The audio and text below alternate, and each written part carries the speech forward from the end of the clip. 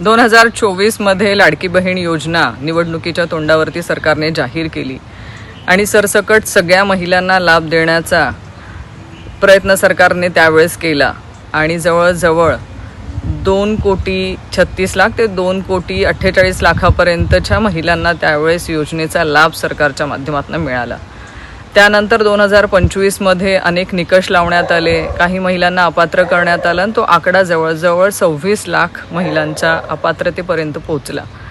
त्यानंतर आता 2026ला KYC ची अट अजून महिलांना लावण्यात आली आणि त्याच्यानंतर जवळजवळ 80 लाख लाभार्थी महिलांचा आकडा सरकारच्या माध्यमातून कमी करण्यात आलेला आहे। सरकार हळूहळू ह्या लाडक्या बहिणींच्या लाभार्थ्यांचा आकडा कमी करतोय का काय? निवडणुका आटोपल्यानंतर आता ह्या लाडक्या बहिणींची किंमत कमी झाली, आता त्या लाडक्या राहिली नाही आहेत आणि त्या दोडक्या झाल्या आहेत का? म्हणजे काम सरो वैध मरो असं झालंय का?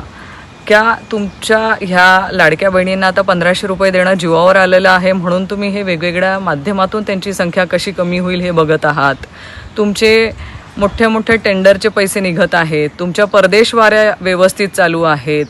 तुम्ही जर बघितलं तर तुमचे सगळे मोठ्या तुमचे स्वतःच्या ॲडव्हर्टाइजमेंटवरती जो पैसा खर्च होतोय तो तुमचा सर्रासपणे चाललेला आहे। मोठे पान भरून तुम्ही ॲडव्हर्टाइज देतायत, स्वतःची वाहवा करून घेतायत।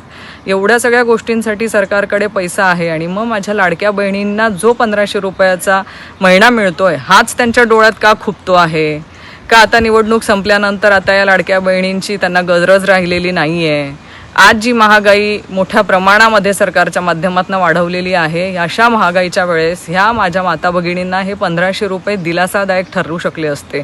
त्यांना आज त्यांच्या संसारामध्ये याचा हातभार लागू शकला असता, पण ते न करता ह्या लाडक्या बहिणींची संख्या कशी कमी करावी ह्याच्यावरती सरकार जे अटी शर्तींच्या माध्यमातून जे अन्यायकारक वृत्तीने काम करत आहेत त्याचा आम्ही तीव्र शब्दात निषेध व्यक्त करते आणि ह्या सरकारला ह्याच माझ्या लाडक्या बहिणी नक्कीच त्यांची जागा दाखवून देतील, आम्हाला विश्वास आहे।